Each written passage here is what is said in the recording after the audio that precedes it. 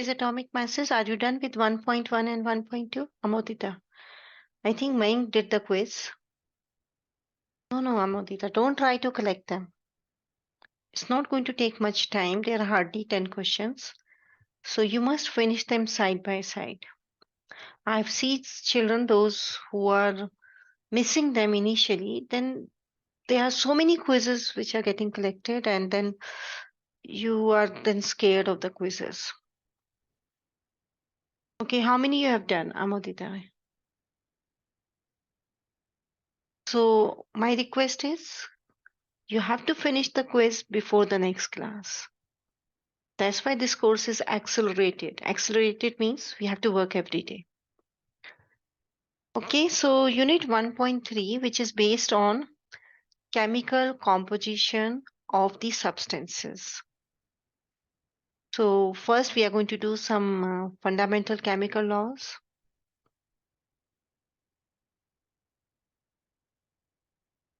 Okay. Memorial Day, which day is that? Is it your Monday? Okay, then I'll cancel the class. Not to worry. It is on Monday. Because I'm in India, so this day doesn't matter here because we don't know what is this day. So I believe that many people are going for a long weekend. So I'll cancel it. That's not a problem. Mayank, will that be okay with you? Today also I want you to cancel because uh, two students are not here. Only two of you are here. But then finally I decided to go for it. They can watch the recorded session. So shall we start now? Okay. So first we are going to learn some fundamental chemical laws, then person composition, and then empirical and molecular formula. And we are going to do plenty of questions based on it. This one. This is very important. So first thing, fundamental chemical laws. The very first law, which you already are aware, the law of conservation of mass. That mass can neither be destroyed nor can be created. So during a chemical reaction, mass on the reactant side and the mass on the product side, the total mass of the container will remain the same. For example, if I give you a container, closed container, it has to be a closed container so that nothing can escape. This is the container. In this container, I'm doing combustion of a gas C4H10 butane. Don't worry about the name. I'm doing is combustion. So during combustion, what is the other reactant? What is needed for combustion? Yes. What is needed for combustion? Is oxygen gas, O2. So please write down whenever we say combustion, whenever in any kind of material, if I'm saying combustion, then oxygen gas is one of the reactant. Without oxygen, there is no combustion. You remove oxygen from the atmosphere, no combustion, right? So this C4H10 is undergoing combustion in the presence of oxygen gas, and this carbon is becoming CO2 and this hydrogen is becoming H2O. So this is a combustion reaction of these compounds are called as hydrocarbons. Hydrocarbons. So hydrocarbons on combustion, they always give on combustion, always CO2 and H2. So this is also something very important which you have to write down in your notes. Very, very important. Hydrocarbons, hydrogen and carbon containing compounds on combustion gives CO2 and H2O. Now, according to the law of conservation of mass, if I started with this, the mass of this beaker is 20 gram. After this combustion reaction, which is right now is an unbalanced equation, I'm going to balance it also. After the combustion reaction, what will be the mass of the beaker after combustion? Same, yes. There is no change in the mass of the container. It will remain 20 gram. Because during a chemical change, mass can neither be created nor be destroyed. So it means the total number of atoms on the product side and reactant side must be equal to each other, because atoms can also neither be created nor be destroyed. So with this law of conservation of mass is asking you to balance the equation. Balance the equation. The atoms on the left side and the right side should be same. So atoms also cannot be created or destroyed during a chemical reaction. Is it okay? So in this we are going to learn about how to balance the chemical reaction also. Like this equation is totally unbalanced. So I'm writing the equation here and we are going to balance it also. C4H10 plus O2 giving you CO2 and H2O. So there are different ways of balancing the equation. Now please write down one hint here. One hint, or you can say trick. Don't touch oxygen. Oxygen is pure element. You can see that it is made up of only oxygen atoms. It is a pure element. So you are not going to balance pure elements first. Just leave them. So what are you going to balance? Your carbons. How many carbons here? 4. So what should I do?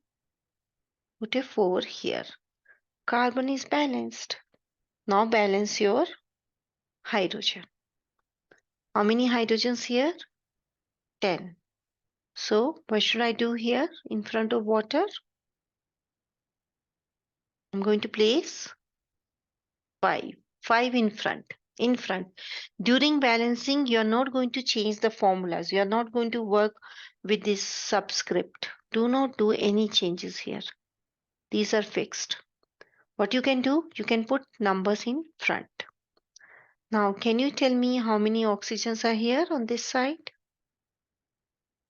How many oxygens?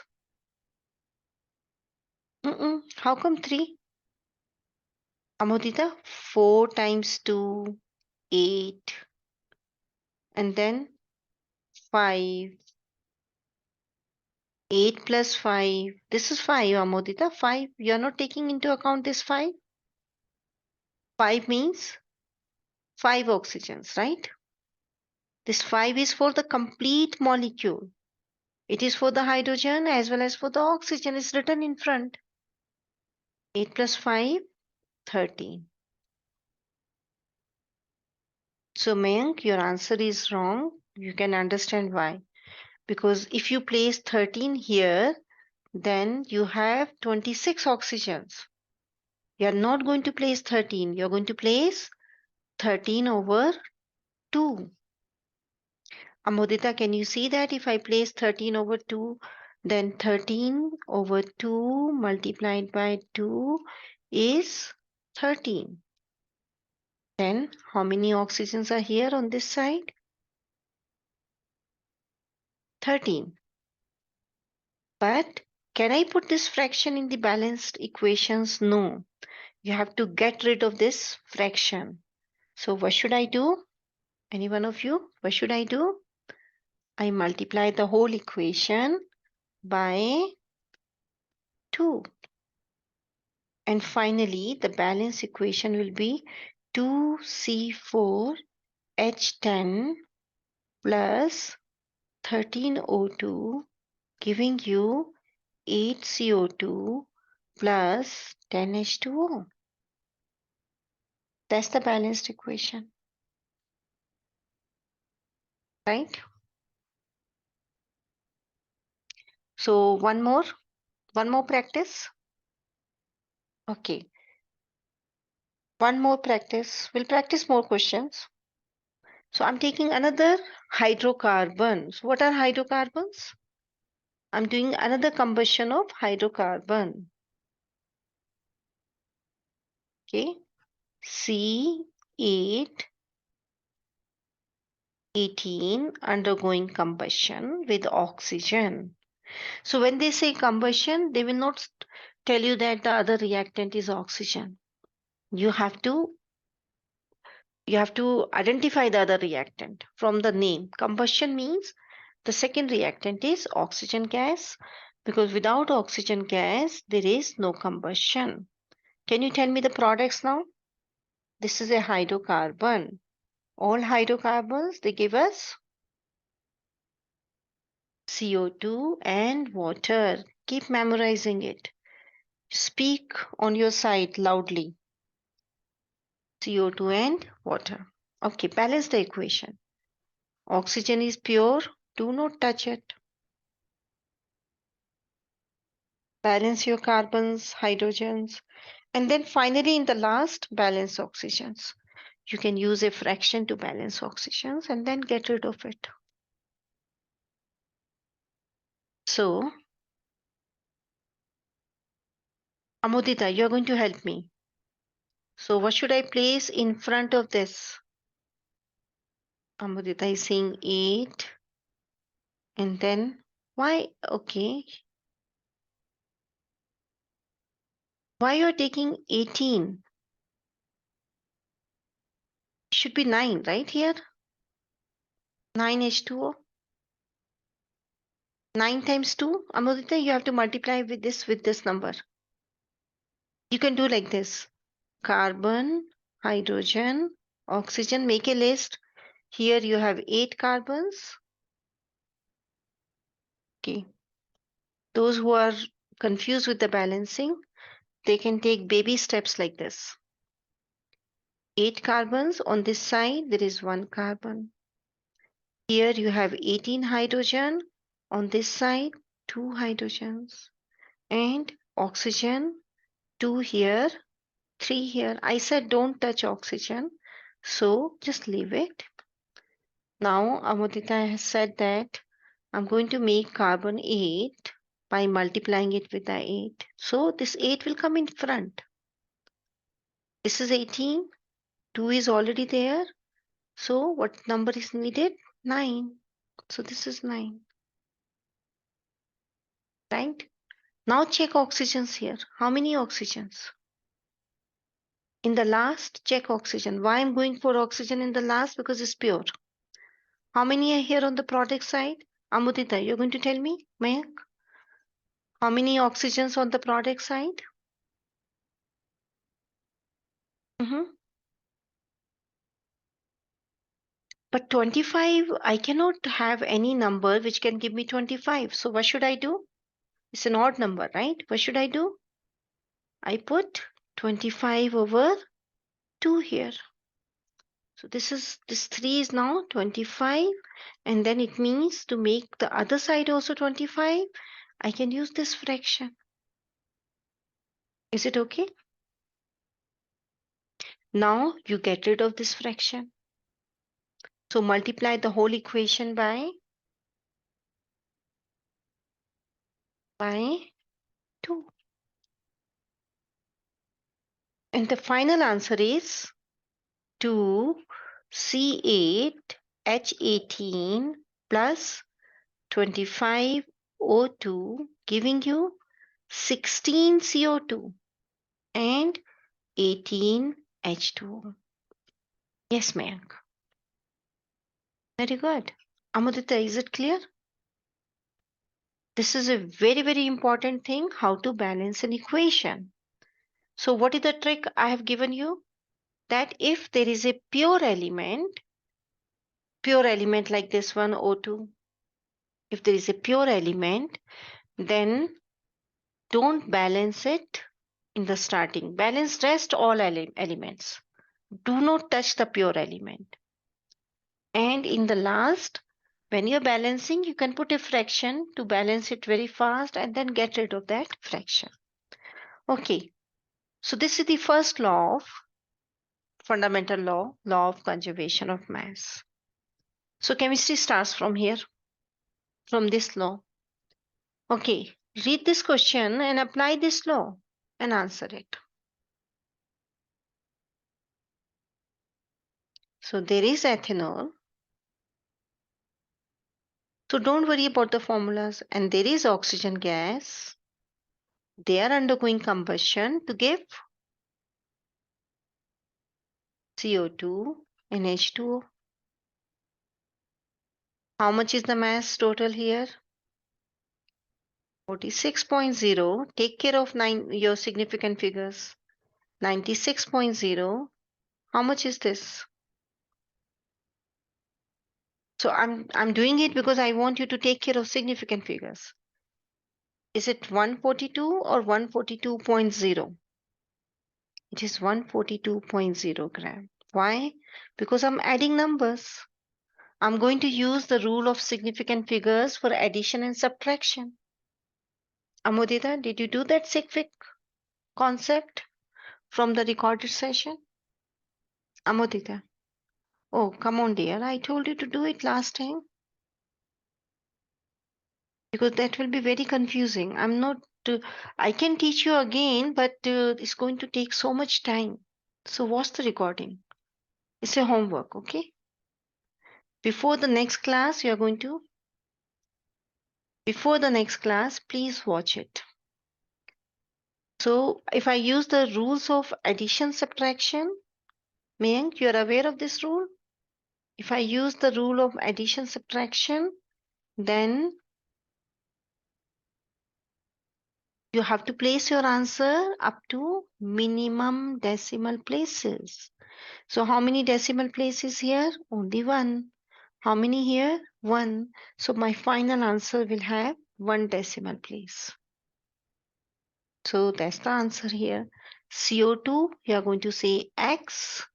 H2O, you are going to say 54.0. So you're going to say x plus 54.0. Right now I'm doing this question. Your answer is right. I'm just doing this question to make you understand that significant figures are very, very important. Right? Significant figures are important. So now give me the answer. It's addition subtraction. In addition subtraction, you're going to express your answer in minimum decimal places. Yes, Mayank, Amodita, very good. Minimum decimal places. So it is 88.0 gram. Perfect, very good. So take care of SecFig.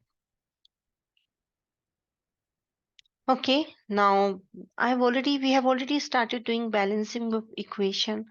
So the law of conservation of mass, due to this, we have another law that's called as law of conservation of atoms in a chemical reaction. During a chemical reaction, atoms on the left side as the reactant and atoms on the right side, they are same. So we have already started balancing. Ready for practice? So here you can see few of them.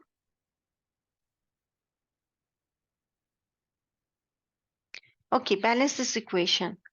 So what are the pure elements here? First you tell me what are the pure elements? Hydrogen and Fe. So we'll do balance them in the last. Start with oxygen. Yes, Amodita, what should I do with oxygen?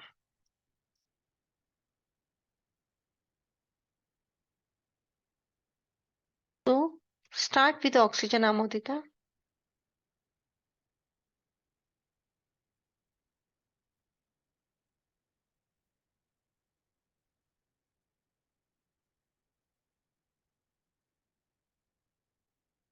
Yes, Mayank, you can also answer. So you're going to put 4 here. So when I put 4 here, now how many hydrogens are here? So I'm going to multiply this by 4. How many hydrogens? 4 times 2. So how many hydrogens are here now? 8. 8. So you have to make this 2 as 8. So what should I do? I have to make this 2 as 8. So put 4. Never put number as subscript in balancing. The numbers will come only in front.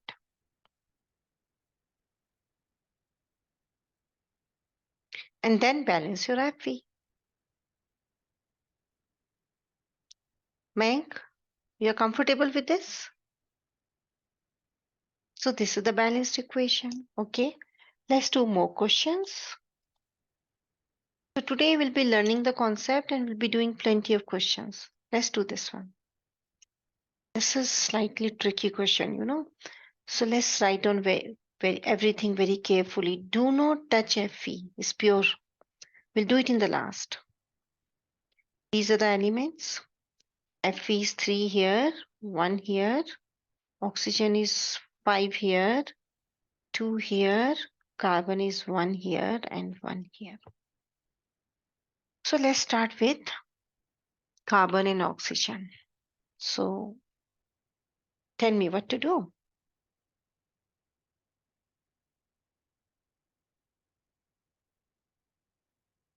Mhm. So let's start with oxygens, right? There are 5 on this side. And remember, whatever number I'm going to place here, the same number will come here because I cannot have different number. Like for example, uh, this is 4 plus 1, 5. Can I make this number as 5? No. So I have to pick up a number which can, if I place it here, let's say 4. If I place 4 here, then I'm going to place 4 here because I have to balance my carbon. How many oxygens when I place 4 here?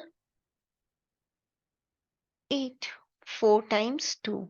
Amudita, we multiply these coefficients like this. But how many carbons now? 4. So how many carbons should be here? 4. But right now, how many oxygens are here? Can you check the oxygen? 8. My equation is balanced. Okay, I'm lucky that I was thinking about 4 and my equation is balanced. So we'll do it again. Now only iron is left. You can multiply it by 3. Put a 3 here. This is the balanced equation. Now you can see everything is balanced. So let's do it again. So carbon, oxygen, Fe, 3 here, 1 here, 5 here, 2 here, 1 here, 1 here. So generally, what is the ideal way? You start, you know that you want to balance oxygen, so you have to put a number here, right? You start with 2. If I put 2 here, is it balancing my oxygen? No. These are 5, these are 4. No. So go for 3. I'm going for 3. If I go for 3, is it balancing my oxygen?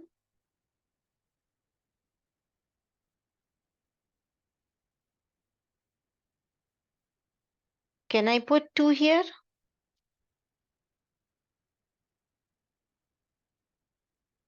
Can I put 2 here? Is it oxygens are balanced? You can see that 4 plus 2, 6. They are balanced. But now let's come to carbon. How many carbons here? 3. How many here? 2. So can I balance them now? No, there's no way. So if I take 3 as the coefficient, my carbons, they become totally unbalanced. because whatever number I'm going to take here, exactly same number I have to take here to balance the carbon. So let's go for the next number. And the next number I'm selecting is 4, right? So when I select 4, then you can see everything is getting balanced. Take 4. 4 times 2, 8. Put 4 here because your carbons will become 4. Now check oxygens here. 4 and 4, 8 is balanced. This is how we have to use hit and trial method. This is called as hit and trial method. But you can play this trick that you can balance the pure elements only in the last. Mayank, clear? Okay. Now Amudita, Mayank, your turn. Do not do not touch oxygen O2. Balance it in the last.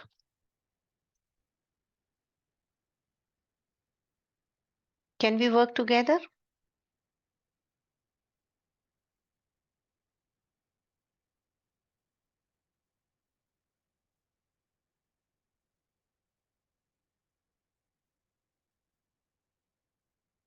So focus on hydrogen.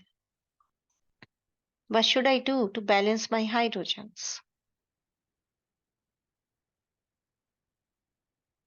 Yes, Mayank, what should I do? Don't give me the final equation. Work with me. Amodita, work with me.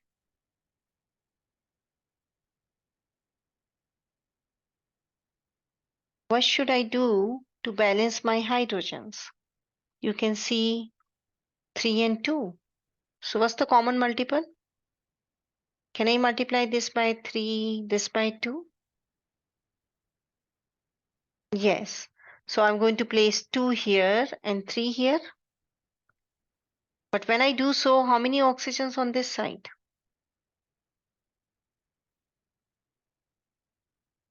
Okay, first you go for nitrogen. As I said, oxygen will vary in the last. How many nitrogens on this side? 2. How many here on this side? 1. So, shall I place a number 2 here? Now nitrogen, hydrogen balanced. Now worry about oxygen. How many oxygens on this side?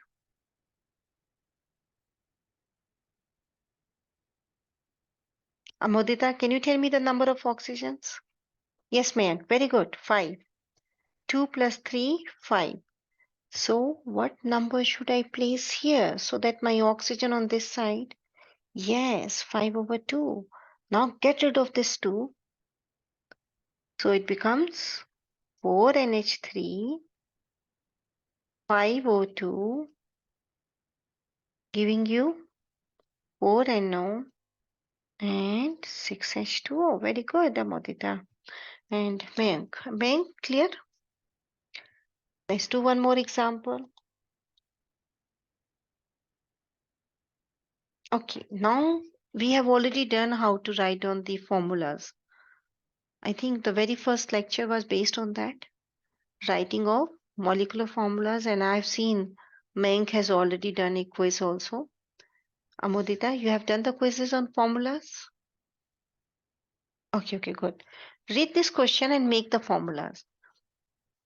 I told you to make this compound as your friend. Do you know the formula of this compound? Yes, NH3. Do you know what is carbon disulfide? Say covalent molecule. You can see di here. Yes, very good. CS2. What is written here? So I'm going to put L. Ammonia, our best friend, is here. It's a gas giving us hydrogen sulfide. Okay, this name is slightly wrong, so I'm changing it. Dihydrogen sulfide. Dihydrogen sulfide. Yes, very good. It's a gas. And ammonium. Take out your polyatomic ion list. Check ammonium. and thiocyanate. So you're lucky, formula is given because thiocyanate is a very rare polyatomic ion. It's more popular in higher classes. So formula is given. This is ammonium. Ammonium you should know. Ammonium.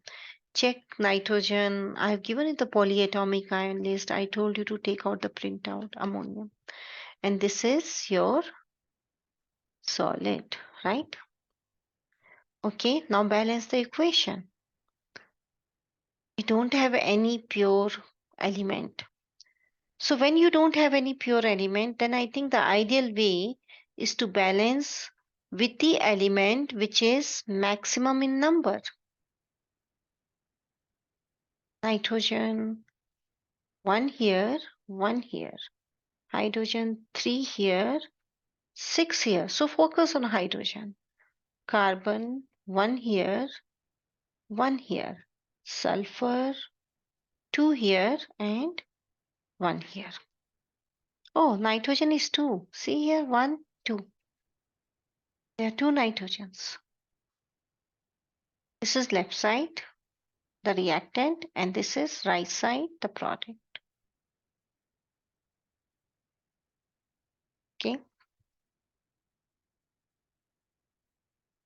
So how to balance hydrogen? Shall I put two here? Oh, okay. Amodita has already done. Yes, you put two here. This will become two, nitrogen balanced. This will become six. Then sulfurs are already balanced. Perfect. Simple equation, right? Make. Okay. Make. Can I go for the next? Okay, do this one. You know, sulfide is ide. It's not a polyatomic ion. It's not a polyatomic ion. So what is sulfide? Fe. Yes, please type the formula. Iron is 3 means in Roman numeral is 3. So the charge on Fe is, and then the charge on sulfide is, and then make the right formula. Very good. Fe2S3 is solid. Solid means I have to put in parentheses S like this, plus hydrogen chloride. Check the charge on hydrogen, check the charge on chlorine, and make the formula. Yes, very good. HCl. Mayank, you're there? Mayank,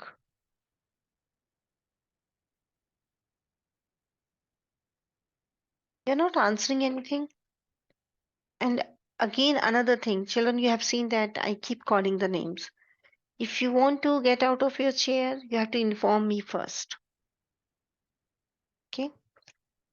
Now, what's the product? Make the formula of the product. And this is again dihydrogen sulfide. Di should be here.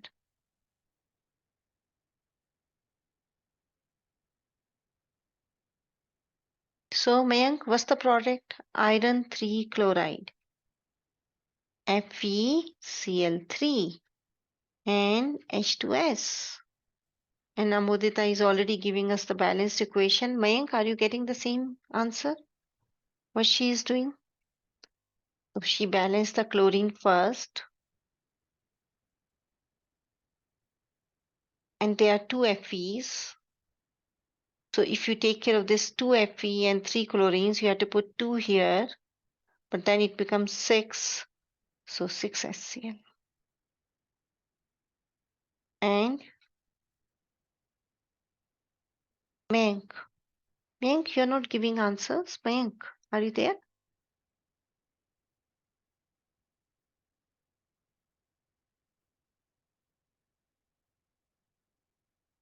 Mayank, are you comfortable with the equations? Okay. This is balancing and there is a quiz based on it. You can try that quiz. Okay. Now I'm waiting for the answer in the chat. It's a hydrocarbon. Exactly same equation we did. Exactly same hydrocarbon was there. The other reactant is not mentioned. They have just said combustion. So it means you know the other reactant. Now both of you type the equation in the chat.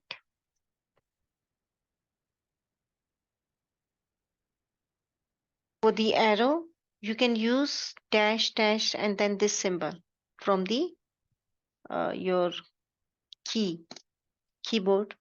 You can use this symbol.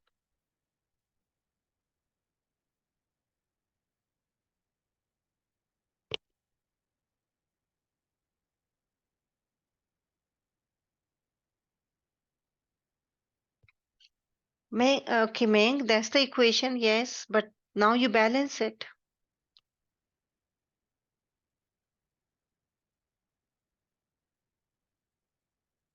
Balance the equation, Meng. The equation which you have given is correct, but it is unbalanced.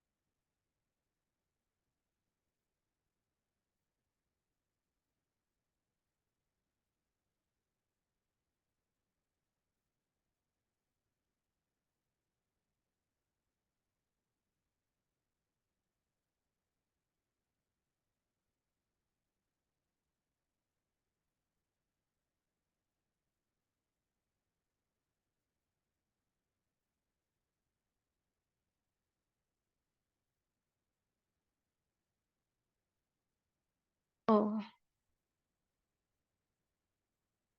I was not audible in between. Oh my God. Okay. By mistake, my mic was muted. So please do let me know whenever you feel that I'm not audible. I'm continuously talking and writing on the whiteboard.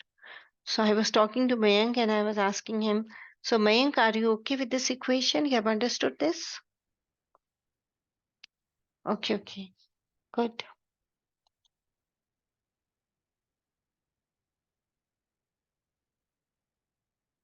Okay, now what's the meaning of the law of definite proportion?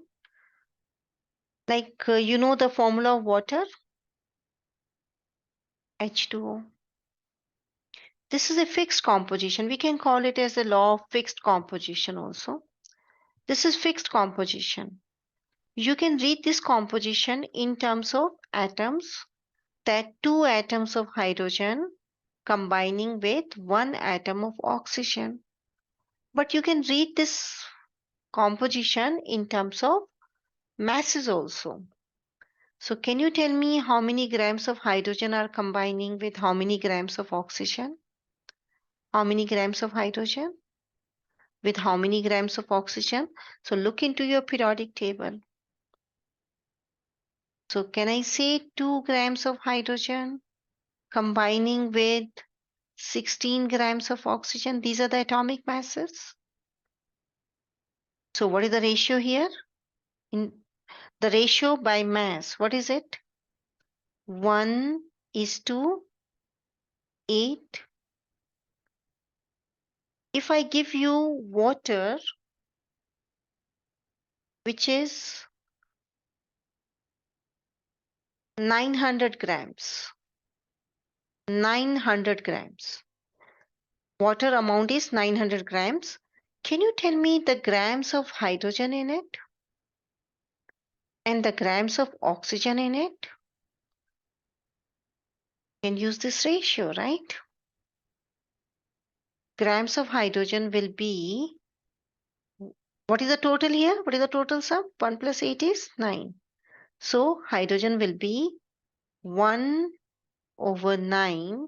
1 gram of hydrogen in 9 grams of water multiplied by 900 grams of water. Can you see this ratio? Grams water cancelled. I plugged in this ratio like this. Answer is 100 grams of hydrogen. 100 grams. So I can say from this ratio, I can say there is 1 gram of hydrogen in 9 grams of water, or there is 8 grams of oxygen in 9 grams of water. So 8 grams of oxygen in 9 grams of water multiplied by 900 grams. And you can use the law of conservation of mass. If you know the mass of hydrogen, you subtract from 900, you will get the mass of oxygen. You're getting it? So this is also one of the method which is based on the fixed composition by mass. Ready for one more question based on this? Okay. See if I have a question here.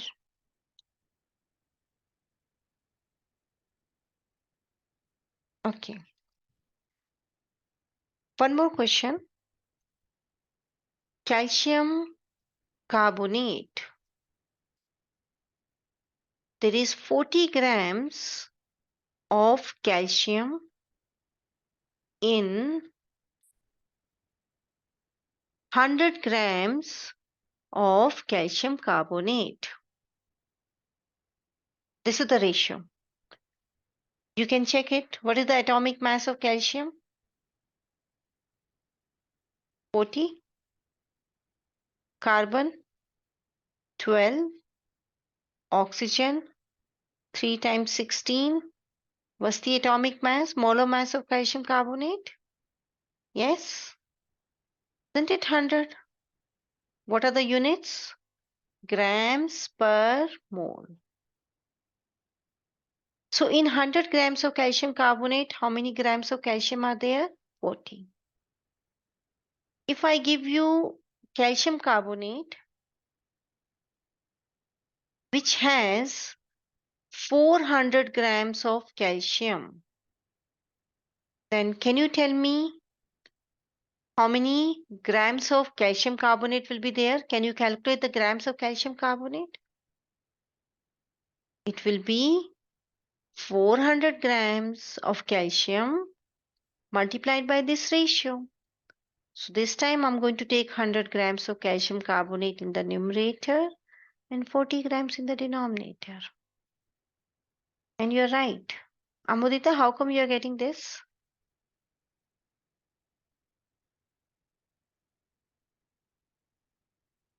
Mayank is right.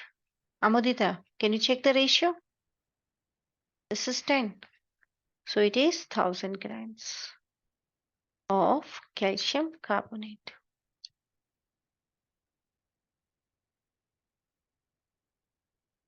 You're good with this? So now why we are learning this law of definite proportion? Because you know that we know now the mole concept also.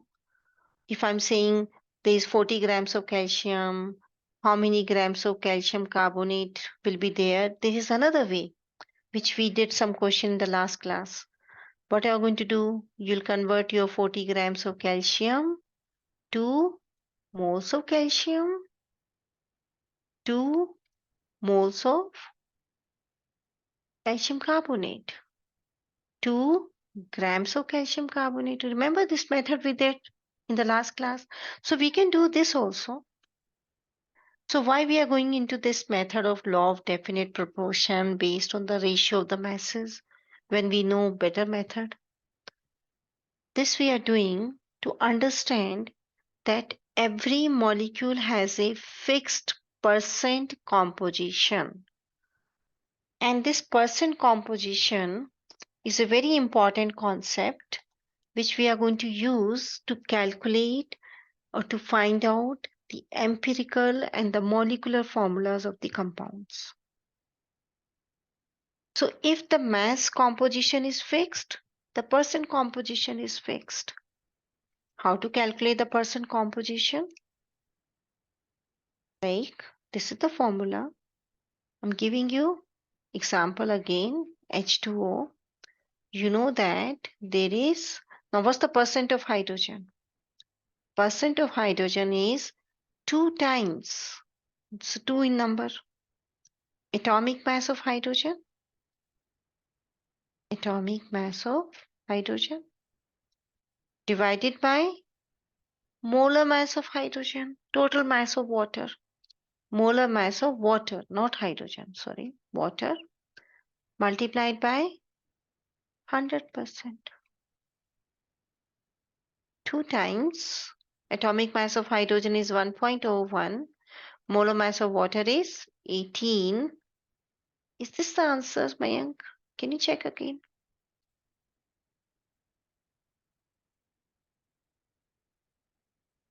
Check again. Amodita, what's the answer here?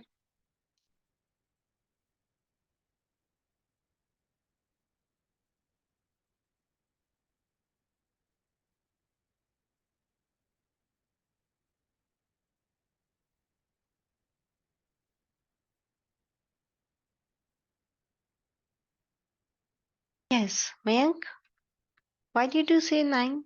9 is in the denominator. It's 11.2. How many significant figures I'm going to take? I'm going to take 3. If I take this number in 4, like, then in that case, you're going to take 4. So I've taken molar masses in 3 sig fig. So 3, 11.2%. So what's the percent of oxygen? There are only 2 elements. So it is 100 minus 11.2%. 100 minus this. And you will get the percent of oxygen also. So this is how you are going to work out the percent composition. Percent composition is a very important concept. Okay. Can you work out the mass percent of hydrogen in 20 grams of H2O2?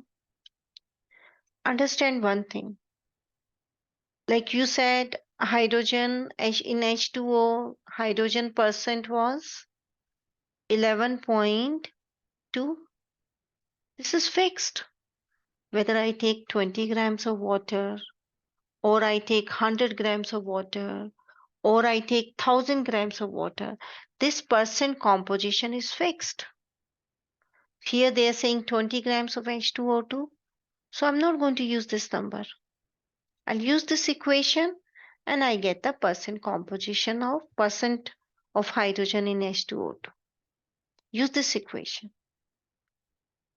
Percent hydrogen is fixed whether I take 20, 30, 100, 200. So it is, okay, Mayank, that again appears to be wrong. There are 2 hydrogens, so 2 times 1.01 divided by, I think it's atomic molar masses. What's the molar mass of H2O2?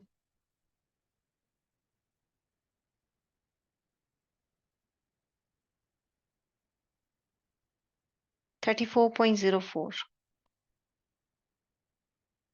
multiplied by 100. Now check your answer. Amudita, go slightly more accurate with atomic masses because calculators are permitted. So if you want more accurate answer, take more accurate masses. It's 5.93. Yes, Amudita is right. Mayank, can you check what happened to your answer? It's 5.93. This number is uncertain, is it? 3 is uncertain. Amudita has written 5.94. I'm getting 5.93. No error. Both the answers are acceptable.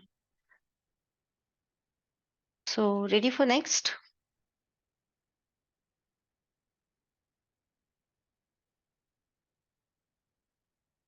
Okay, check this one. So, we calculated the percent of hydrogen in water. So, what's the answer? Give me the answer straight away from your memory. We did this question earlier. Whether I take 20 gram of water, whether I take 100, 1 quintal, 10 quintals, the percent composition remains the same. So what's the answer here without calculation? 11.2%. Yes, 11.2%. Very good. Moving on. Okay, this is a new question. So give me the correct answer, okay?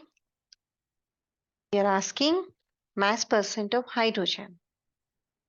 So percent hydrogen, use this equation, number of hydrogens, n is the number of hydrogen, which is 12 here, atomic mass of this element from the periodic table divided by the molar mass of the compound.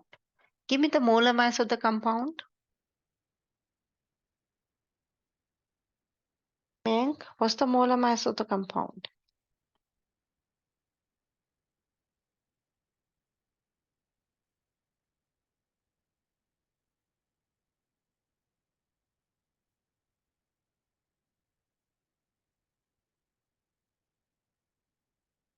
Okay, very good, very good. 180.18. Remember the units, grams per mole, multiplied by 100%. And that should be the answer.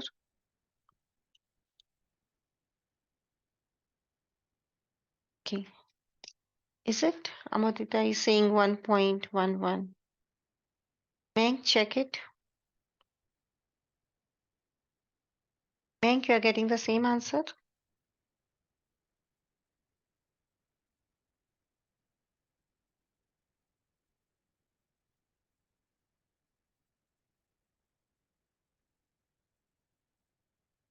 Amodita, can you check your answer once more?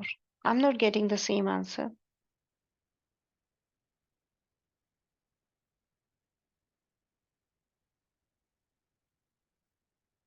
I've done some error.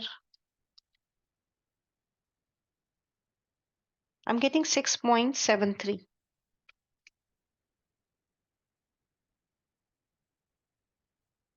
6.73%.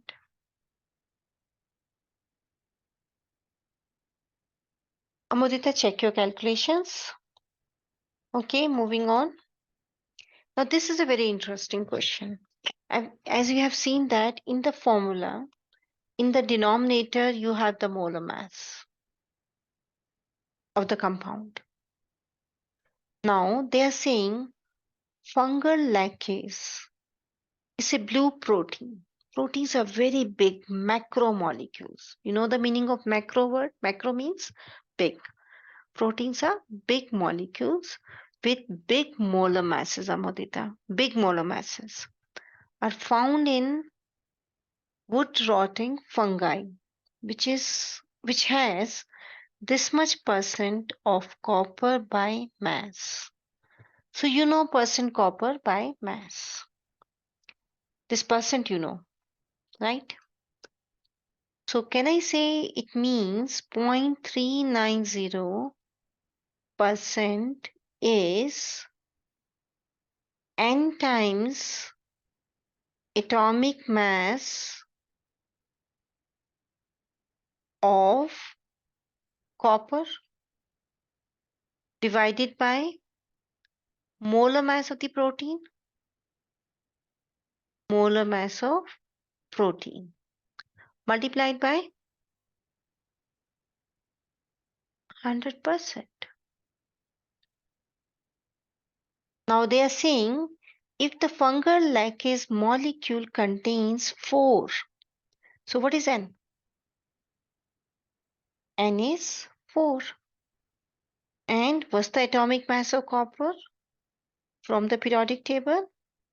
63 point something. Yeah, what is it? Check copper. Search your element. 63.55. Yes, very good.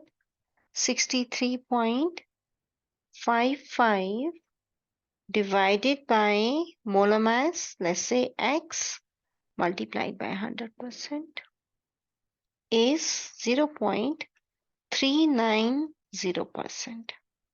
Now, person cancelled, and you'll get your answer in grams per mole. And I don't think your answer is right, Amodita. Can you check it again?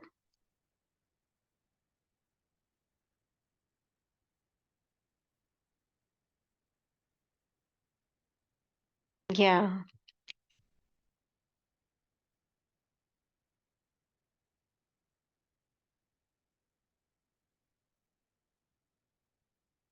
it's very big molecule, big molar masses. So it is 65,179 grams per mole. You're dealing with a molecule. So what should be the unit? If I'm dealing with a molecule, then it is U.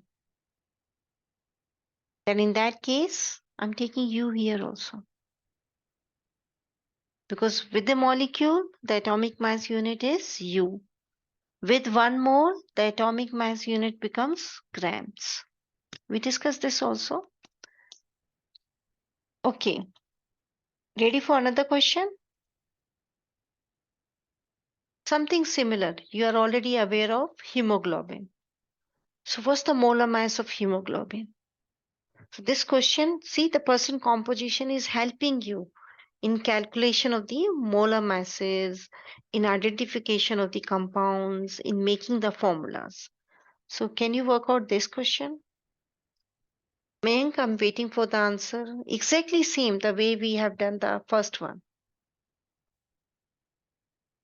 I'm also doing it here.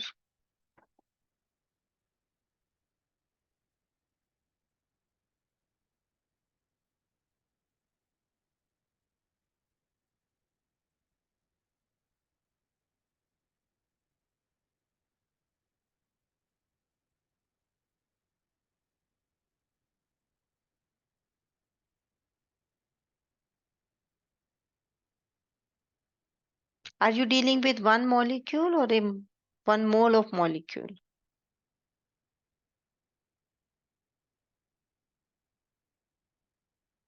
So I will write here molecular mass.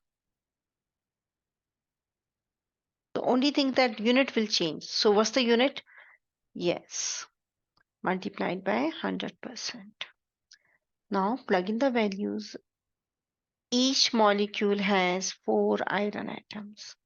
Look at the periodic table, get the atomic mass, molecular mass, calculate. Are you getting this answer, Mayank?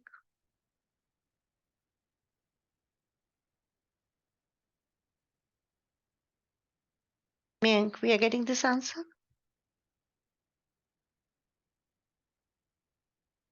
Okay, good.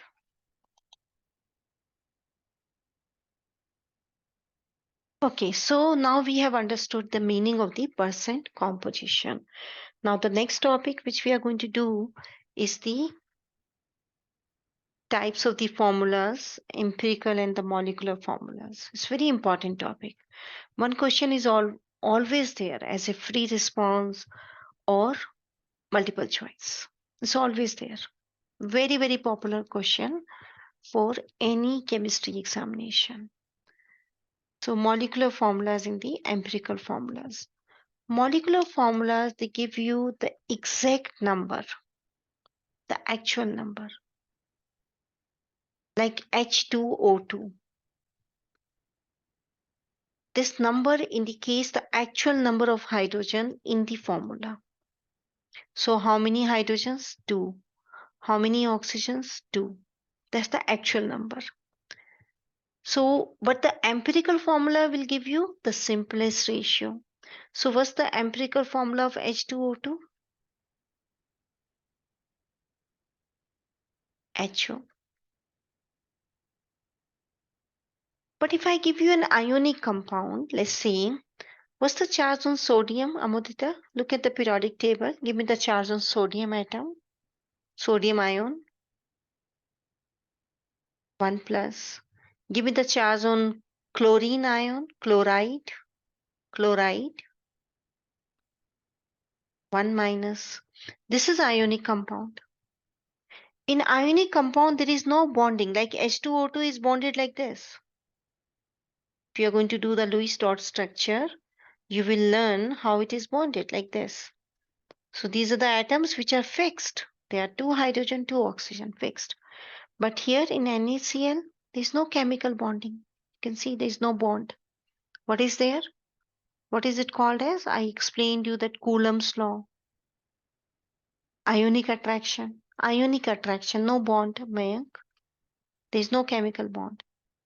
So here this number can be anything. It can be 6 Na plus with 6 Cl minus. It can be 6,000 Na plus with 6,000 Cl minus, right? It's the ratio, 1:1. So ionic compounds are already in empirical formula. All the ionic compounds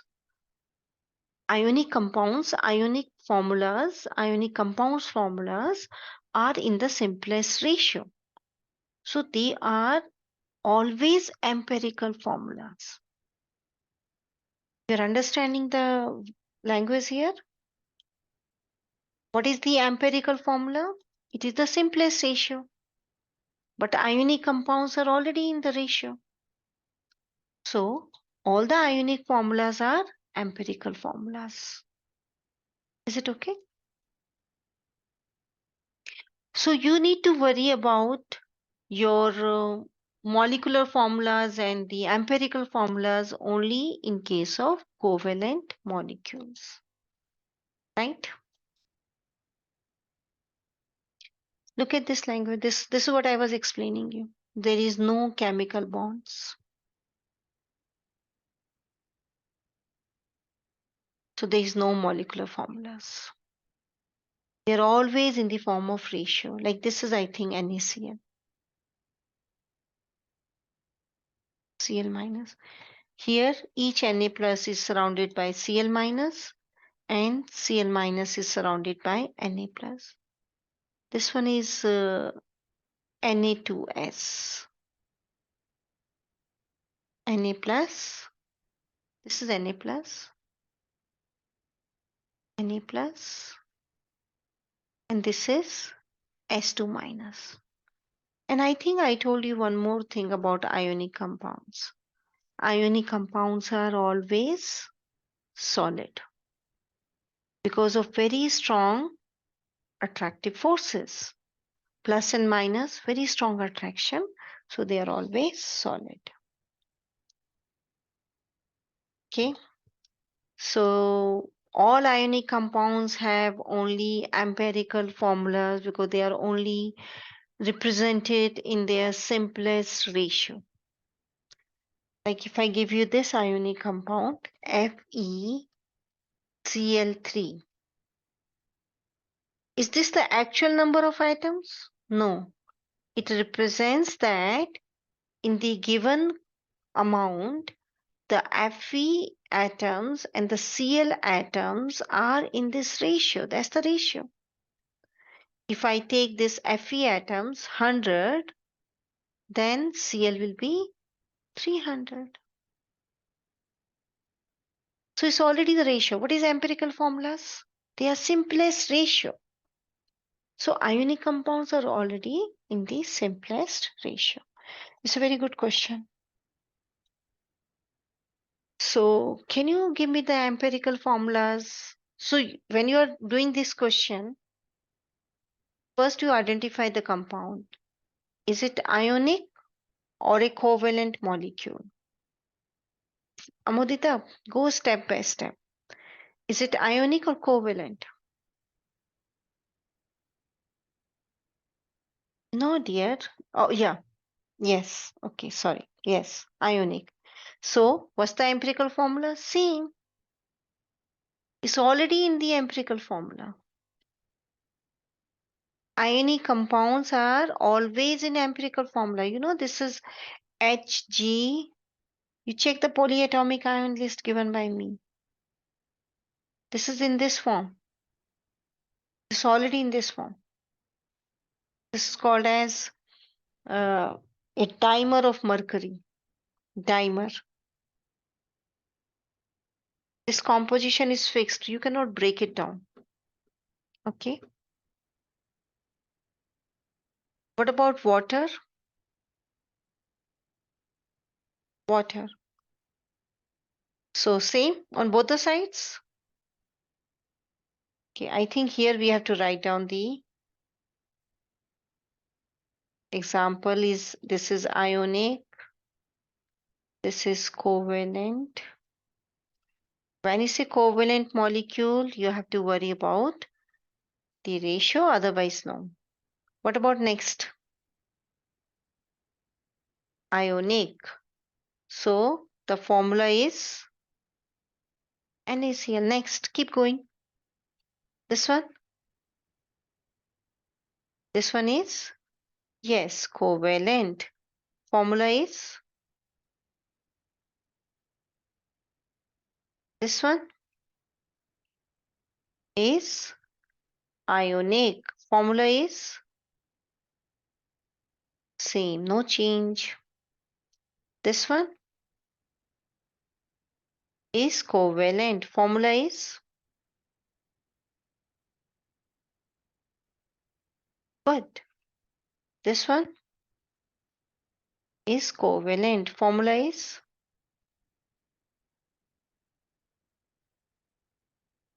Yes. This one is? Oh, I missed this. Yeah. Okay. This one is CH. No, no. Amodita. Mayank, you're not answering? Yeah, Mayank. CH was for this one. This compound. We missed this.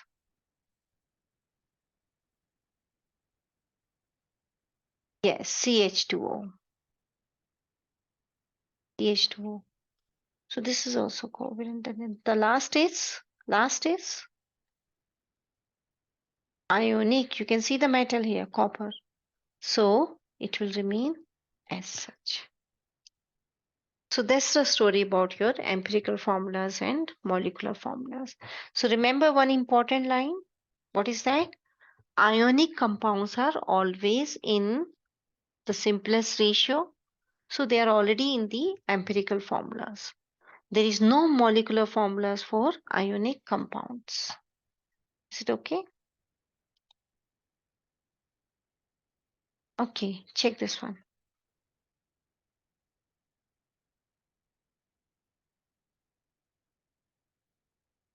Okay, how to do this question? Now, the question is given here and the method is also given, but we'll look at the method later on. First, let's try to understand, is this hematite is an ionic compound or a molecule?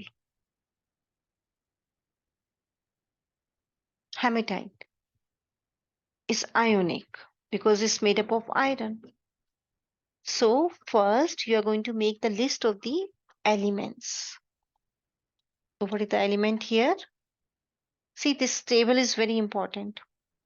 First, make the list of the elements. What are the elements? Fe and O. How much mass of Fe given? 34.97. Oxygen 15.03. These are the masses given in the question. And they're asking us to calculate the formula. In the formula, whatever formula, let's say FeX, OY. What is X and Y? Isn't it moles? X and Y are the moles, right? So convert the masses into moles and get the simplest ratio. So to get the mass of the moles of the Fe, I'll divide by the atomic mass of the Fe, which is 55.85, something like that. So please check the periodic table. Check the atomic mass of Fe, 55.85, right? And for oxygen, I'm going to divide it by 16.00.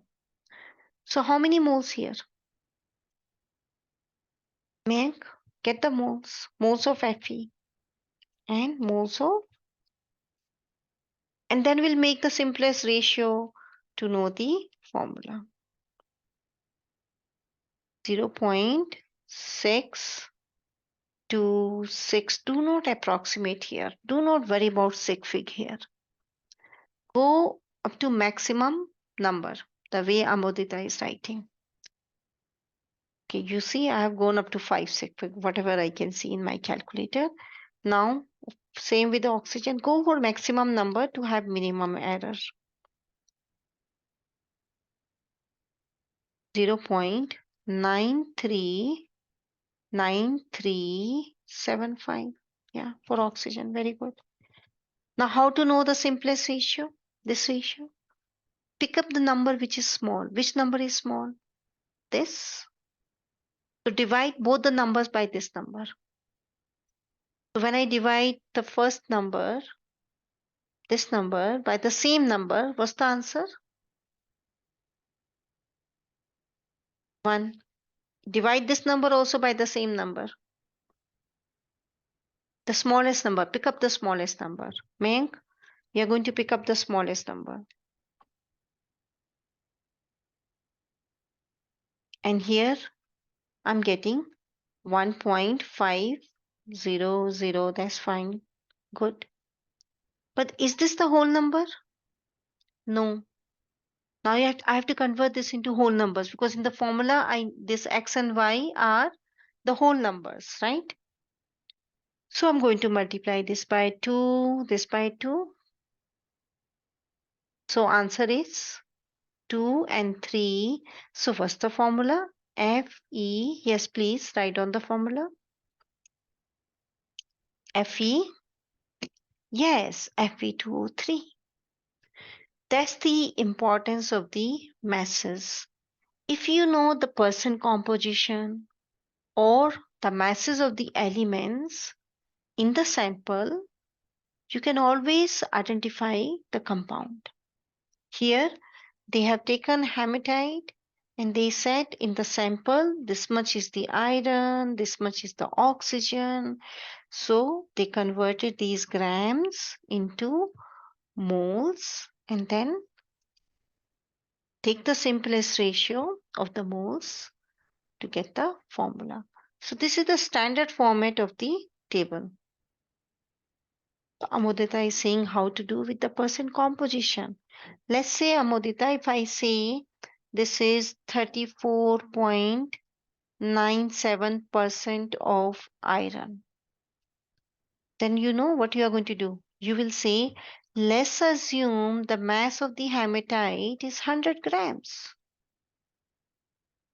If this is the assumption which you are going to make because percent means out of 100.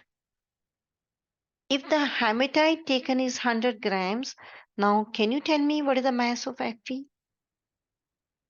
Isn't it?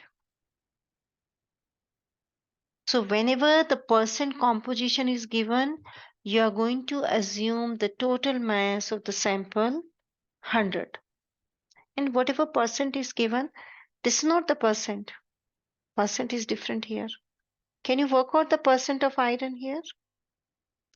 34.97 divided by 34.97 plus 15.03 multiplied by 100. That's the percent composition of iron.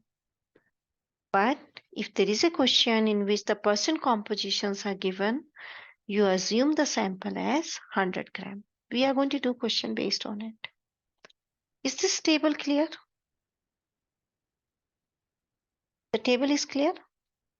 Okay. Every time we'll make this table, Mayank. This is the standard table. If you follow this table, you'll find that you can do the question very fast with minimum error. So these are the steps. Calculate the mass. If percent is given, then calculate the mass.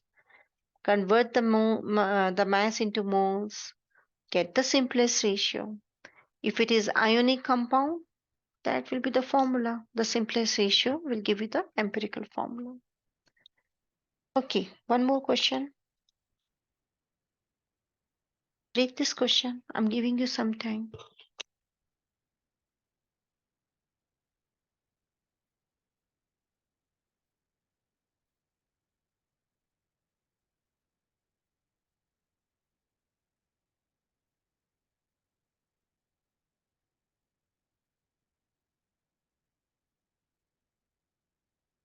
Okay,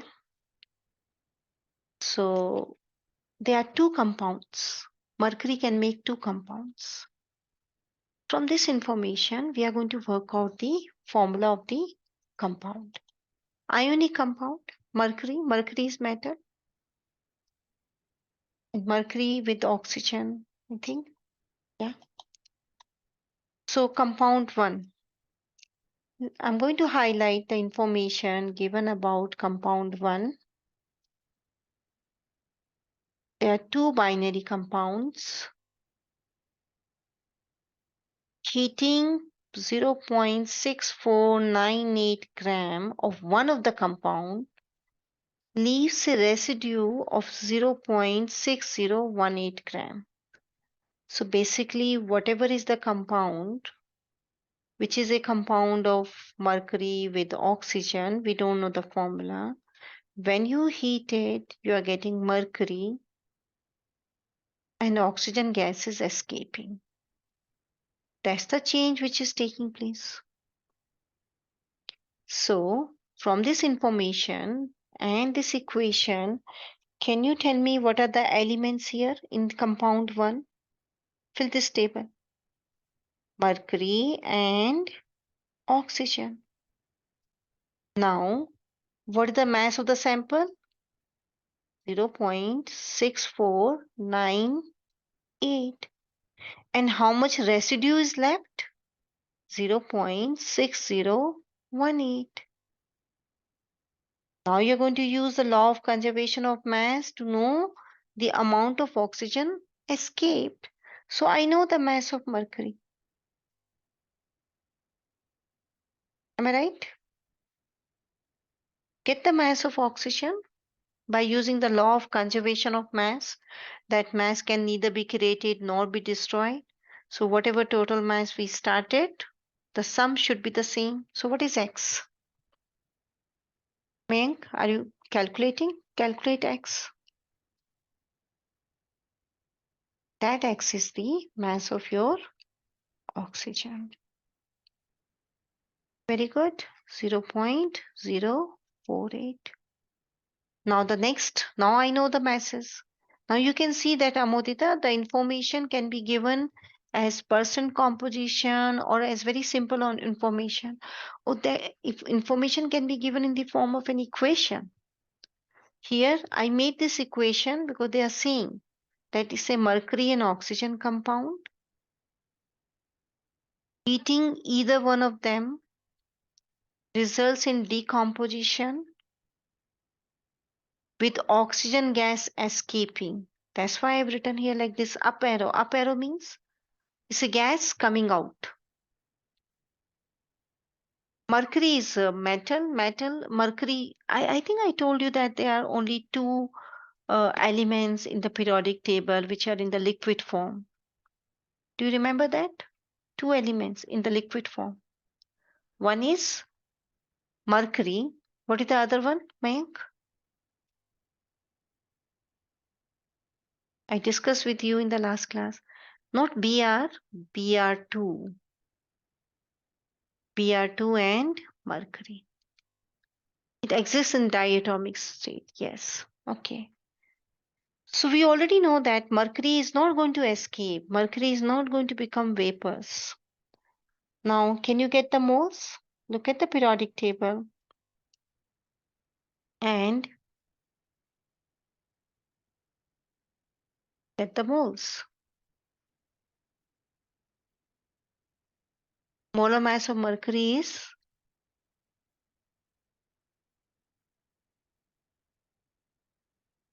200.59. And oxygen we know 16.00. Amudita is saying the moles of mercury are 0.0030. Oxygens are, how many are oxygen, Amudita? See, I think this is also 0.0030. So what's the ratio? Okay, Mayank. Mayank is going very accurately, but when you take the ratio, Mayank, you are getting 1:1 ratio. So what's the formula of compound 1? Yes. Can you name this compound? Mercury is a transition metal. You have to indicate its oxidation number in Roman numeral, Amodita. Oxidation number in Roman numeral. Yes, mercury 2 oxide. This is mercury 2 oxide. Okay.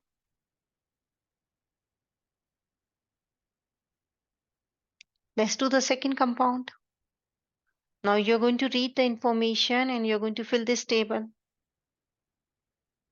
The same elements are there, mercury and oxygen, but the information for the second compound is here. So what is given here? This much amount of mass is lost. Yes, this is the mass of the oxygen. Very good. Because that is the one which is coming out as gas, escaping. They have given you the information here. Oxygen gas is escaping. So what is the mass of your mercury? Get the mass of mercury, get the moles, get the ratio.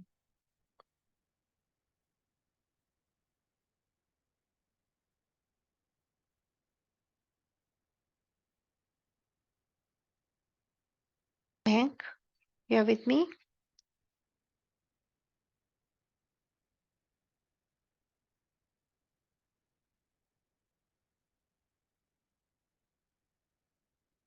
Very good, Mayank. Get the moles, Mayank.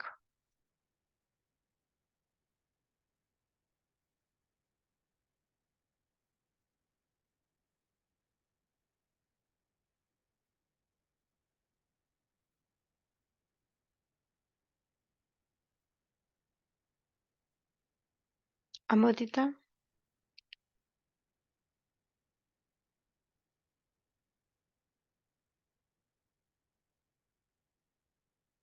So what's the formula?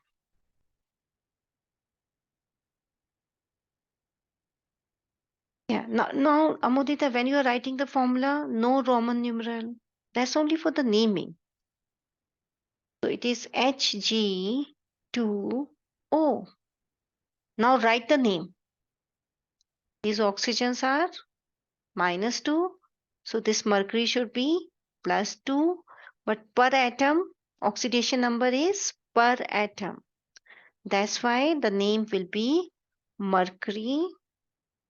Oxidation number is per atom. Remember that line. Mercury 1 oxide. Perfect. Very good. These are ionic compounds. Now we are moving on to understand how to use this concept on covalent molecules. The major application is here. These questions are also important, the one which we have done. They are very good questions. Now the major application is here, that how to work the molecular formulas, empirical formulas of covalent molecules. So first let's try to understand the relation between the molar mass and empirical formula mass. Now when I'm going to do these questions, I will be writing molar mass as M and the empirical formula mass as EFM. Molar mass you can write MM, MM and EFM, so that we need not to write the complete word. Is it okay? This is the abbreviation which I'm going to use. So let's see C6H12O6. This is the molecular formula. What is the empirical formula? Can you write the empirical formula? It is CH2O. Can you tell me, if I multiply by n factor, what is the n factor here so that I can get the molecular formula? What is n factor? N factor is 6. Now, how to get this n factor in calculation? Check here. What's the molar mass of this compound? I remember you gave me earlier 180.18 grams. What's the empirical formula mass here? Empirical formula mass? Yes, Mayank? Amodita?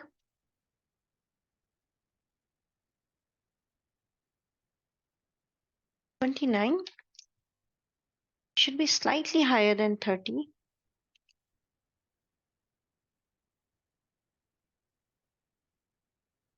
It's 30.02. 30. See the error you have done? Now, let's do one thing. Let's take the ratio of the molar mass with empirical formula mass. And here comes your equation to calculate N. Molar mass is 180.18. Empirical formula mass is 30.02. Check, what are you getting? Are you getting 6? It's not going to be accurately 6, but yes, you're getting very close to 6. So this is how you're going to calculate N factor. And what's the importance of this N factor? If I know the empirical formula, I can always calculate N. Amodita, is it okay? Okay. So this is the new formula. This is valid only for the molecules. You're not going to use this formula on ionic compounds, because ionic compounds, they don't have any molecular formula. There's no molecular formula. They are already in their empirical formulas and there's no molecular formula. So there's no N factor. So this is valid for your covalent molecules. Ready for this question? This is the empirical formula given to us. Empirical formula. Empirical formula. They are asking you to calculate the molecular formula. Find the molecular formula. Determine the molecular formula. Get the N value. These are the molar masses. This is molar mass. This is the empirical formula. Get N value, which is the molar mass divided by empirical formula mass. And give me the formula.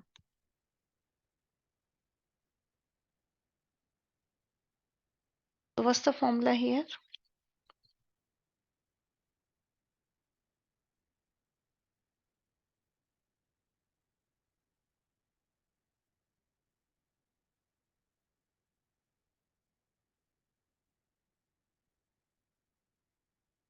What is N?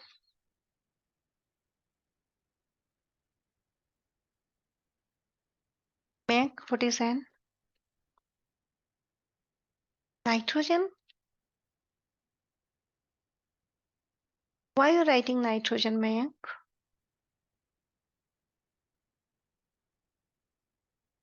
You're calculating this, right? What's the empirical formula? Empirical formula is this. What's the empirical formula mass? 32 plus 14 plus 1.01. Add them and plug in here. Get this ratio. You will get 4 as the answer. Mayank, are you getting it?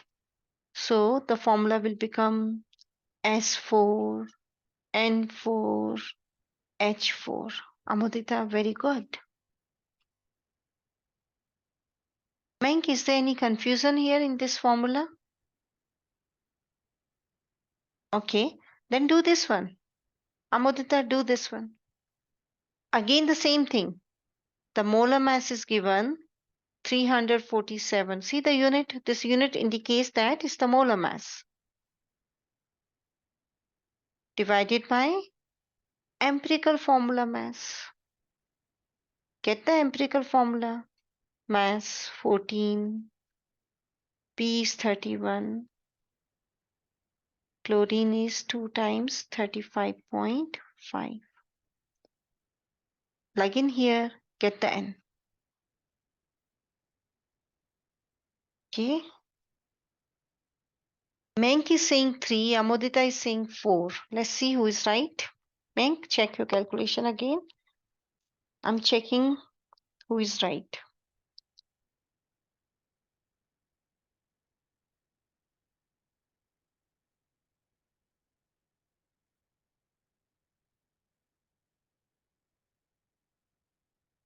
It's 3. Amodita, can you check? The answer is 3.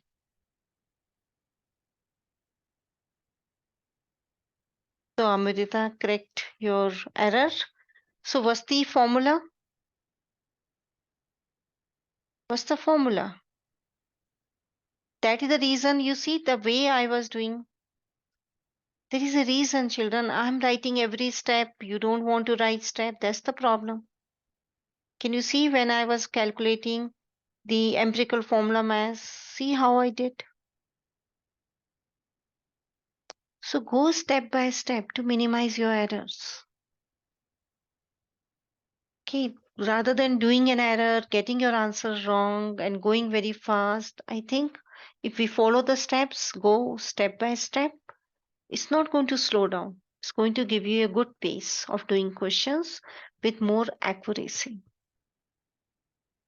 Yes, the formula is N3P2Cl6. Perfect. Okay. Now here comes here a different type of question which we are dealing with a covalent molecule. And the best thing over here, the table will be same. Do you remember the table which we were using for that ionic compound empirical formula?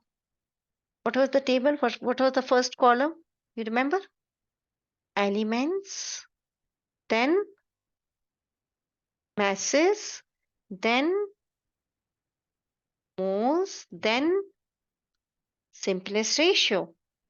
Okay, and if the ratio is not the whole number, then you have to multiply by some factor. This is the table. Let's do it. So how many elements are here? Carbon, hydrogen, oxygen. Now, this is the thing which Amodita was asking that, okay, percent is given. Percent is given, you are going to assume the sample as 100 gram. Sample means the total amount of the compound taken. So, what is the mass of carbon? Yes, what is the mass of carbon if the sample is 100 grams?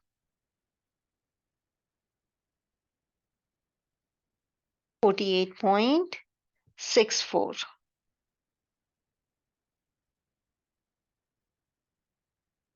What's the mass of hydrogen?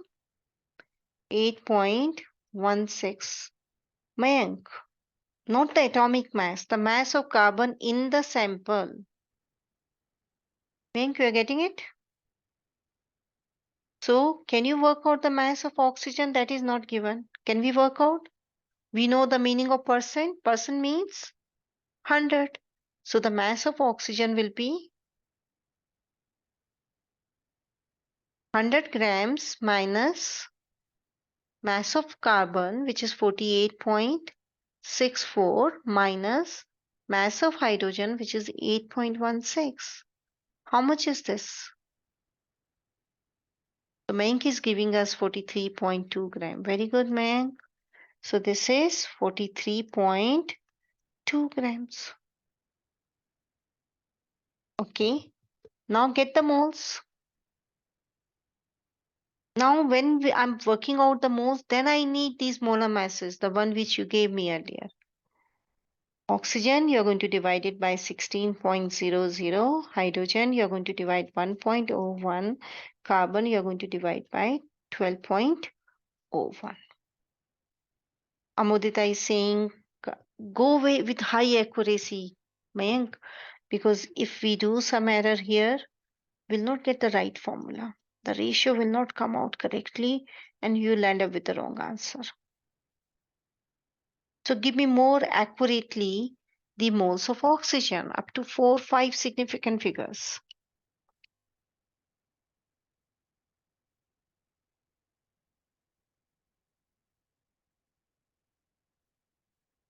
How come your oxygens are 3.04? I'm getting 2.70. Yes, yes. Don't worry. Do it again.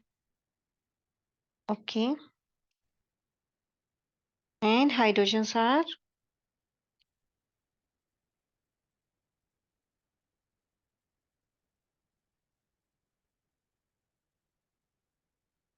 now. Which number is the smallest? And divide all the numbers, all the moles by that number. This is the smallest, oxygen. So divide everything by that to get the ratio.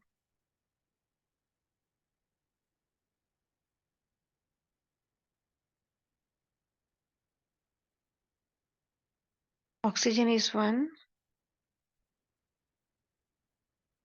So what's the ratio for hydrogen?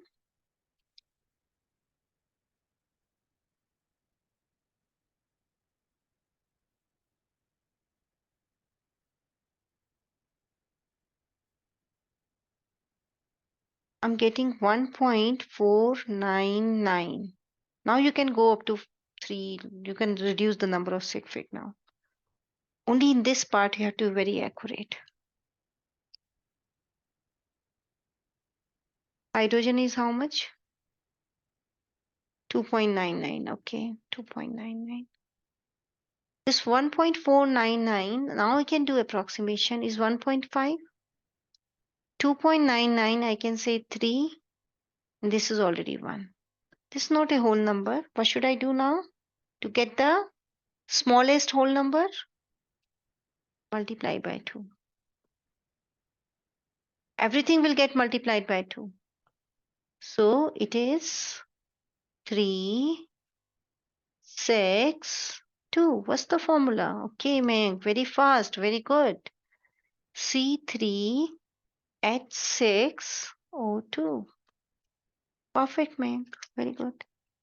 Amodita, you're getting the same answer? This is the empirical formula of the molecule.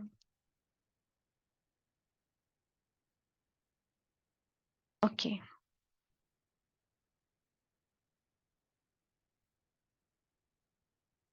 Moving on to the next question. Can you see what's written here?